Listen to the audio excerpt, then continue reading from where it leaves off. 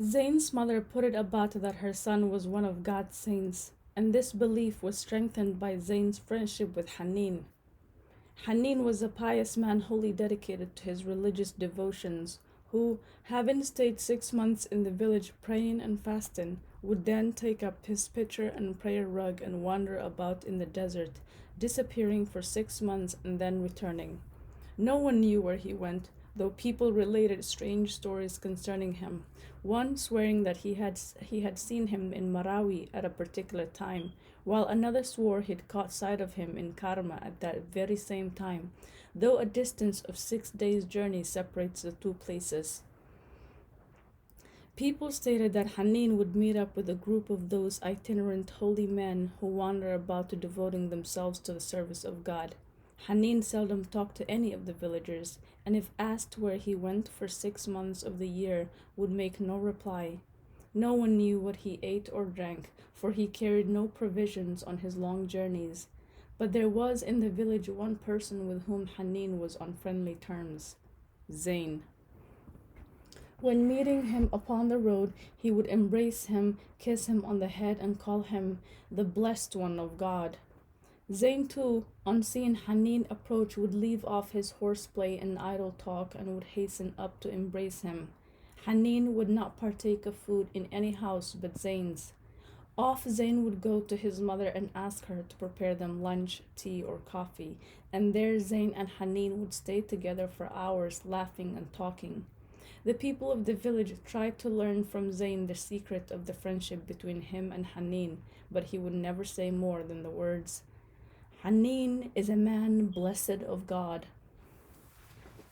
Zayn had numerous friendships of this sort with persons whom the villagers regarded as abnormal, such as deaf Ashmana, Musa the lame, and Bakhit, who was born deformed with no upper lip and a paralyzed left side. Zayn was fond of such people. Thus, if he were to see Ashmana approaching from the field bearing a heavy load of firewood on her head, he would carry it for her with a playful smile. So afraid of people was she that if she came face to face with anyone, man or woman, she became utterly panic-stricken, just as though they were wild beasts. Yet she enjoyed Zayn's company and would give him her sad, almost soundless laugh that resembled the clucking of hens. And then there was Musa, whom people called not by name, but by the lame one. A man advanced in years, the mere sight of whom was enough to rend one's heart because of the great effort he had to make to walk. A man for whom life was an irksome and arduous road. He had been the slave of a well-to-do man in the village, and when the government gave the slaves their freedom, Musa had elected to stay on with his master, who had shown him great kindness, treating him like a son. At death, the master's wealth had developed upon a good-for-nothing son, who had dissipated it and driven Musa out. Overtaken by old age, Musa had found himself destitute, without a family or anyone to look after him. He therefore lived on the fringe of life in the village, just like the old stray dogs that howled in the waste plots of land at night, and, harassed by boys, spent their days scavenging hither and thither for food. Zayn, taking pity on the man, had built him a house of palm branches and provided him with a nanny goat in milk. In the morning he would go to inquire how he was, and after sunset would come with his garment bulging with dates and other sorts of food, which he would lay before him. Occasionally he would bring along an ounce of tea, a pound of sugar, or a little coffee. If you asked Musa about the friendship that existed between him and Zayn, he would say to you, his eyes brimming over with tears, Zayn's a good fellow. The people of the village, seeing these acts of Zayn's, would be even more amazed. Perhaps he was the legendary leader of the prophet of God. Perhaps an angel sent down by God in lowly human form in order to remind his worshippers that a great heart may yet beat even in one of concave breast and ridiculous manner, such as Zayn. Some would say, he places his strength in the weakest of his creatures. And all the while Zayn's voice would continue to call out, O kingsfolk, O people of the village, I am slain. And this other picture of Zayn would be destroyed and replaced by the picture of him to which people were accustomed, and which they preferred. And all the while there was a young girl in the community of sweet, dignified countenance and flashing eyes who watched Zayn at his horseplay and raillery. One day, finding him amidst a group of women joking with them in his usual way, she rebuked him with the words, "Why don't you give up this nonsensical chatter and go off and get on with your work?" And she glared at the women with her beautiful eyes. Zayn stopped laughing and lowered his head in shame. He then slunk out from among the women and went his way. Amna did not believe her ears. She asked Halima, the seller of milk, for the 10th time, "Who did you say the lad was getting married to?" And for the 10th time Halima said, "Nema." Impossible. The girl had surely gone out of her mind. Nema to marry Zayn? Amazement mingled with anger in Amna's breast, for she remembered clearly the day 2 months ago when, swallowing her pride and plucking up her courage, she had gone to Nema's mother. She had previously sworn not to speak to Sadia ever again, for when Amna's own mother had died, all the village women had come to pay their condolences with the exception of Sadia. Amna did not concern herself with the fact that Sadia had been away from the village at the time when her mother died, having been ill in hospital at Marawi, where she had been confined to bed for a whole month. When she had returned to Marawi, all the women had come to inquire after her health with the exception of Amna. The women were divided into two groups. One held that Sadia was in the wrong and argued that duty decreed that it was she who should have begun by visiting Amna, death being of more moment than illness. The other group of women took Sadia's side and said that Amna's mother had in any case reached the age of decrepitude and that the living were more important than the dead. The situation grew increasingly involved as each of the two women stuck to her opinion. Thus Amna no longer spoke to Sadia or Sadia to Amna. This went on until 2 months back when Amna's son insisted that she go and ask on his behalf for Nama's hand in marriage. So the woman swallowed her pride, plucked up her courage, and went to Sadia's house late in the morning when the coffee was bubbling over the fire and the cups and sugar and things were laid out on the table. Sadia received her off-handedly and coldly asked her if she'd have some coffee. When Amna refused, Sadia said nothing more and made no attempt to press her. She did not say to her, "May the Prophet himself make you change your mind. God guide you. Come along and drink some coffee."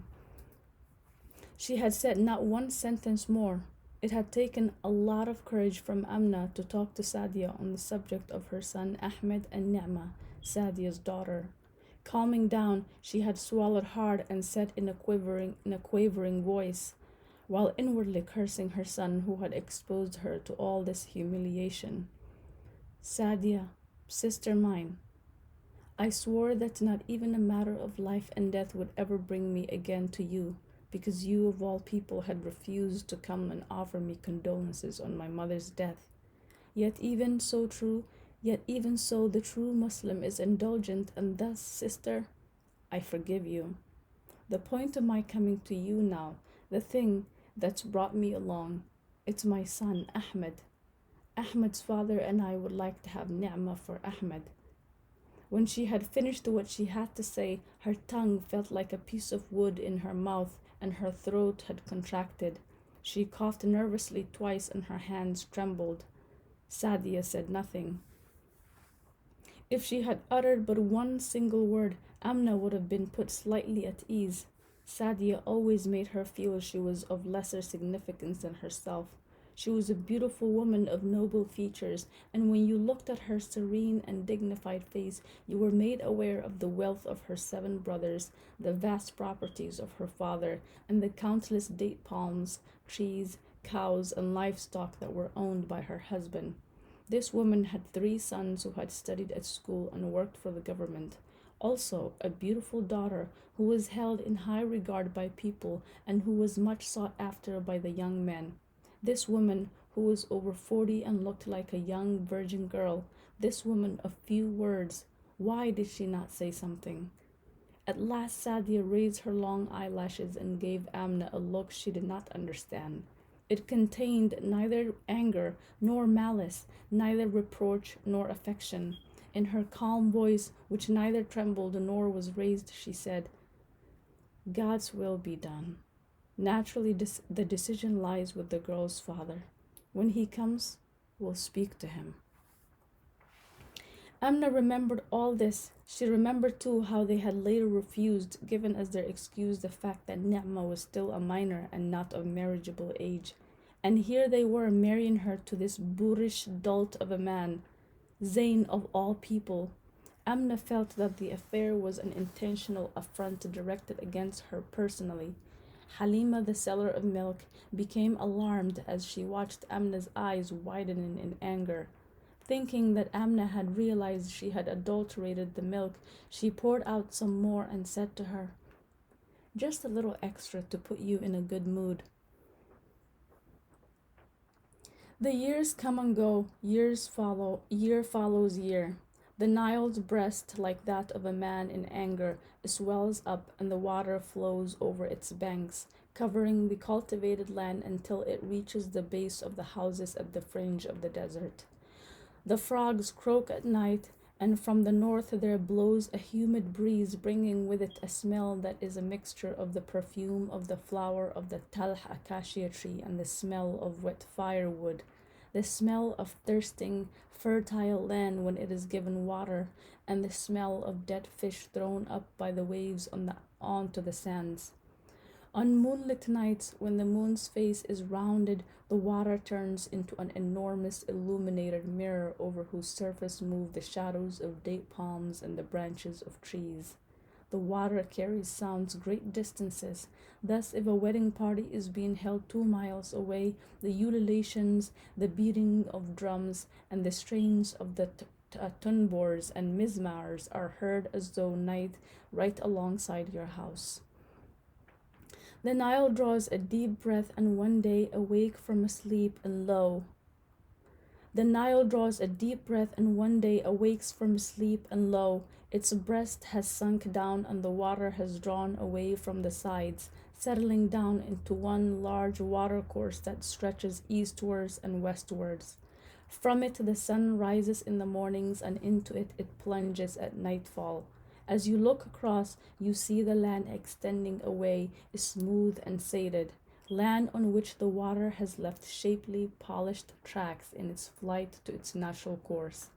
Now the smell of the earth fills your nostrils. It puts you in mind of the smell of the date palms when they are ready for pollination. The land is motionless and moist, yet you feel that its belly encases a great secret, as though it were a woman of boundless passion preparing to meet her mate. The earth is motionless, but its bowels are astir with gushing water, the water of life and fertility. The earth is moist and ready. It prepares itself for giving. Something sharp pierces the bowels of the earth. There is a moment of ecstasy, of pain, of giving. And in the place where the bowels of the earth have been pierced, the seed flows in, just as the female womb embraces the embryo in tenderness, warmth, and love. So the innermost part of the earth encases the seed of wheat, maize, and bean, and tomorrow the earth will split open and send forth vegetation and fruit.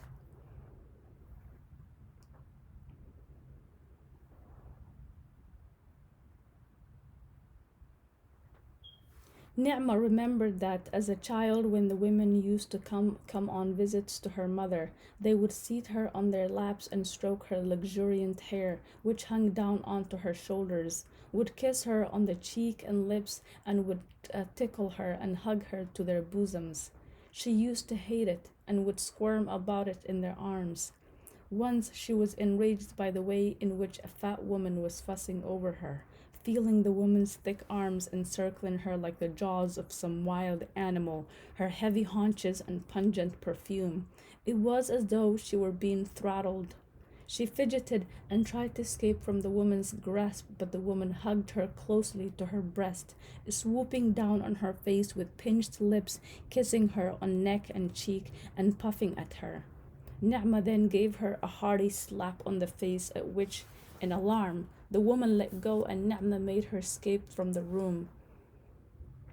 When she grew up and was no longer a child, the heads of both men and women would turn as she passed them on the road. Yet her beauty meant nothing to her. She also recollected how she had forced her father to put her into the elementary school to learn the Quran, where she had been a lone girl amongst the boys. After 1 month, she had learned how to write, for she used to listen to boys older than herself reading aloud chapters from the Quran, and these stuck in her mind. She applied herself to the Quran, eagerly committing it to memory and finding joy in reciting it. Certain verses gave her particular pleasure, and they would strike upon her heart like good news. Of the bits she had learned by heart, she liked best the chapter of the merciful, the chapter of Mary, and the chapter of retribution, and would feel her heart being wrung with sadness as she read about Job. When she reached the verse, "And we restored unto him his family, and as many more with them, through our mercy," she would picture mercy to herself as a woman of rare beauty dedicated to the service of her husband, and she wished that her parents had named her Rahma, that is, mercy. She used to dream that one day she would make some great sacrifice, though she did not know what form it would take. And then she would experience the same strange sensation that came over her when reading the chapter of Mary. Nema grew up a serious child, the pivot of her personality being a sense of responsibility. She would share the household chores with her mother and would talk everything over with her. With her father, she would have frank grown up discussions that would sometimes astonish him. Her brother, who was 2 years older, used to urge her to continue her education at school and would say to her, "You could become a doctor or a lawyer." But she did not believe in that type of education. With that impenetrable mask of gravity on her face, she would say to her brother, "Education at school is a whole lot of nonsense. It's quite enough to read and write and to know the Quran and the rituals of prayer." Her brother would laugh and say, "Tomorrow some nice lad will come along and marry you and spare us all this bother."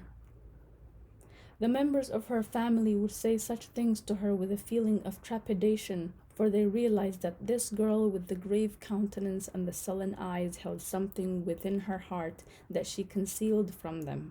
When she was 16, her mother began talking about the young men who would make suitable husbands, the rich, the educated, the handsome, and those whose mothers and fathers would be suitable as in-laws.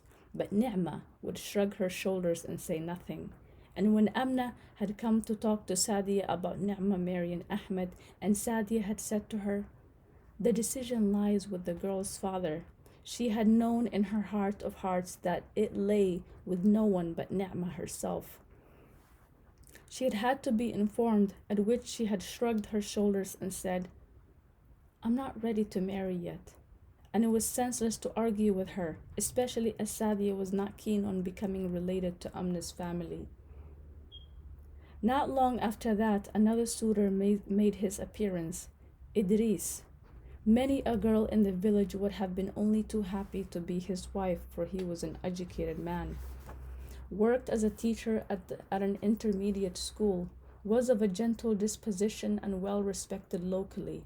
Though he was not from one of the well-connected and prominent families in the village, his father had nevertheless made a place for himself through his diligence and good neighborliness. It was a good, comfortably off family. Hajj Ibrahim, Ni'mah's father, her mother Sadia, and her 3 brothers were for accepting Idris. Ni'mah, however, was of another opinion. "He's not for me," she said with a shrug of her shoulders. Hajj Ibrahim spoke furiously to her and was about to slap her. Suddenly, though, he stopped. Something in the girl's stubborn countenance killed the anger in his breast. Perhaps it was the expression of her eyes, perhaps the calm resolution on her face.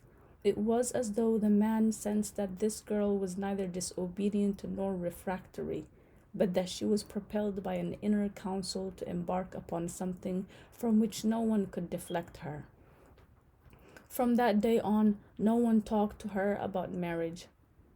When Nema was alone with her thoughts and the idea of marriage crossed her mind, she had the feeling that marriage would come to her unexpectedly and unplanned, just as God's divine decree falls upon his servants, as people are born, fall ill, and die.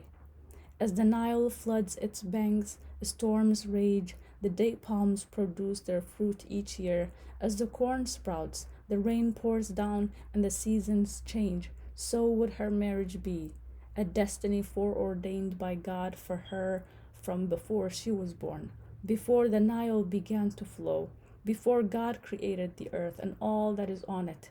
She felt no joy, fear, or distress when she thought of it, merely that a great responsibility would be placed upon her shoulders at some point, be it near at hand or far off. Each girlfriend of hers in the district grew up with a specific image of the knight who would tether his steed outside the house one bright evening and come in and snatch her from amidst her family, fleeing with her far away to magical worlds of happiness and plenty. But for Nema, no such set image had been formed in her mind.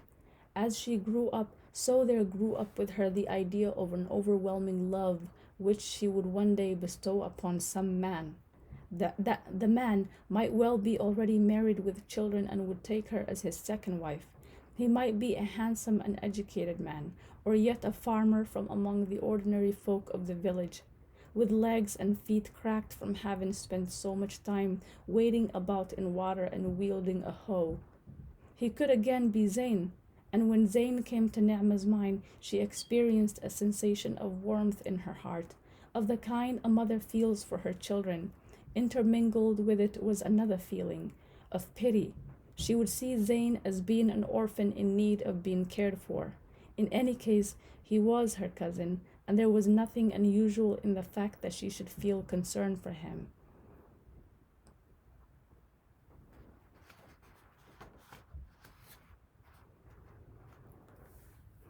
Zayn's mother did not worry as to where he spent the night, for like a restless soul, he had no fixed abode. Whenever, though, a wedding party was being held, you'd be sure to find Zayn there, among the Talha people or with the Coast Bedouin, be it up or down, neither cold nor raging storm at night, not even the swollen Nile at the time of its flooding would keep him away. With rare sensitivity, his ear would detect women's ululations from miles away, at which he would throw his robe over his shoulder and hurry off as though drawn to the source of the sound. Sometimes a light would flash suddenly from behind the sand dunes as the lorries made their way from Omdurman, and would show up a thin figure trudging along through the sands, his body leaning slightly forward, his eyes looking down at the ground as he hastened eastwards. Recognizing Zayn, the passengers would know that some wedding party was being held on the outskirts of the village, and they would either call out at him as they passed or would stop the lorry and banter with him. Sometimes there would be a whole crowd of people walking behind him. The trilling sounds of joy from the women would draw nearer, become more clear-cut, till Zayn was able to distinguish the voices of the various women. Then the lights came into view, also the assembled shapes that rose and fell like devils in the valley of the Jinn. Then could be seen the dust that was raised by the feet of people dancing, caught in the strands of light. All of a sudden, the night would be shattered by a call that everyone knew. Hear ye, people of the wedding! Hear ye, people of the wedding! Men of the dance, Zayn has come to you. And with a leap, Zayn would land like destiny herself in the dance circle. Suddenly, the place would quicken into life, for Zayn would have imbued it with new vigor. From afar, one could hear their shouts as they greeted him. Welcome, welcome, join in the company. When the women's voices died in their throats and the lights went out and the people went off to their homes, Zayn would rest his head against a stone or the trunk of a tree and would, as birds do, take a quick nap. When the muezzin gave the call to dawn prayer, he would take himself back to his people and wake up his mother for her to make tea. One morning, though, the muezzin gave his call and Zayn did not return. The eastern horizons grew red just before sunrise. Then the sun rose up to the height of a man, and still Zayn had not returned. Zayn's mother, experiencing a slight quivering sensation in her left side, had ominous forebodings, for she held the opinion that if there was a quivering in her left side, harm would surely befall someone in her family, and she thought of going to Zayn's uncle. Then she heard a movement at the courtyard door, heard the large door creak, then a loud crash, and found herself all of a sudden face to face with a terrible sight. She gave a scream which was heard by Hajj Ibrahim, Nema's father, 4 houses away where he was sitting on his prayer mat, drinking his early morning cup of coffee. The house filled with people, men and women, and they bore Zayn's mother off unconscious. The people split up in 2 groups, one going off with the mother and the other mostly composed of men, gathering round Zayn, whose head bore a large wound stretching right up to near his right eye, while his chest, outer robe, and trousers were stained with blood. The people lost their heads, and Abdul Hafiz began shouting at Zayn, his eyes reddened with anger. Tell us who did this to you. Who's the criminal dog who struck you? The women screamed, and some of them began weeping. Nema stood looking on from afar, silent, her eyes fixed on Zayn's face, the sullenness in them having been replaced by a great tenderness. The doctor, said Hajj Ibrahim, and the words fell like water on fire. The women's wailing died down. Mahjoub called out, The doctor! Then Abdul Hafiz called out, The doctor! And Ahmed Ismail set off on his donkey to fetch him.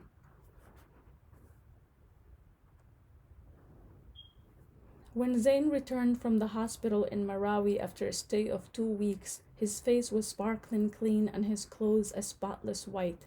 When he laughed, people no longer saw those 2 yellow fangs in his mouth, but a row of gleaming white teeth in his upper jaw and another row of pearly dentures in his lower. It was as though Zayn had been transformed into another person, and it struck Nema, as she stood among the ranks of people come out to meet him, that Zayn was not in fact devoid of a certain handsomeness. For a long time after that, Zayn could talk of nothing else but his trip to Marawi. He enjoyed it when his old friends, Mahjoub, Abdul Hafiz, Ahmed Ismail, Hamad Wadrayas, Tahar Rawasi, and Sa'id the merchant gathered round him, and he would relate to them what happened. Directly I arrived, they took my clothes off and dressed me in clean ones. The bed was a splendid affair, the sheets as white as milk and the stone floors so highly polished you slid around on the rugs. Never mind about the rugs and stone floors, Mahjoub interrupted him banteringly. What did they fill that great stomach of yours with? Zayn's mouth trembled as though he were about to tuck in to a banquet. Now you're talking. Marawi Hospital's food, there's nothing like it. There wasn't any sort of food they didn't have.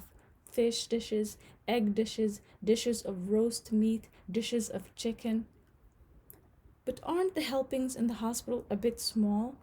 Mahjoub again interrupted him. How did you manage to get enough?